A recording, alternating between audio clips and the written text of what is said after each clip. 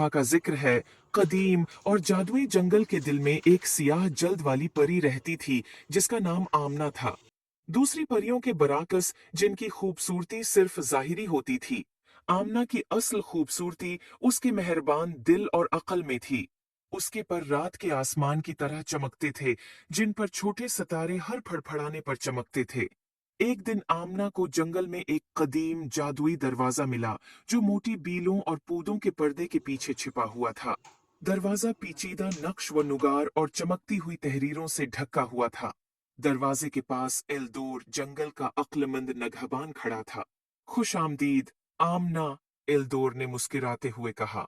ये दरवाजा बहुत बड़ा जादू रखता है। ये सिर्फ इसी के लिए खुल सकता है जो सच्ची मेहरबानी और अक्ल रखता हो। इसके पार एक ऐसी दुनिया है जहां ख्वाहिशें पूरी होती हैं और ख्वाब हकीकत बन जाते हैं। आमना, जो तजस्सुस और उम्मीद से भरी हुई थी, दरवाजे की तरफ बढ़ी। उसने नक्शो नुगार पर हाथ रखा और एक गर्म तवानाई उसके जिस्म में दौड़ गई। दरवाजा आहिस्ता आहिस्ता खुला। एक दुनिया जाहिर हुई जो उसके सबसे बड़े ख्वाबों से भी बढ़कर थी।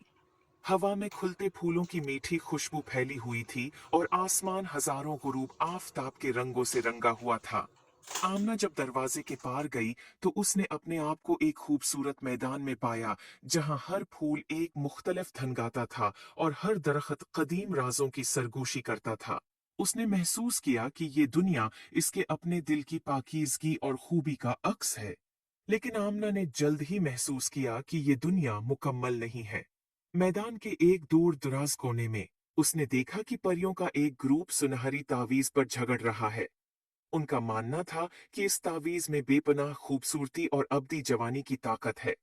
एल्दोर की बातें याद करते हुए आमना परियों के करीब गई और नरमी से कहा, सच्ची खूबसूरती और अब्दी जवानी अंदर से आती है, किसी चीज से नहीं।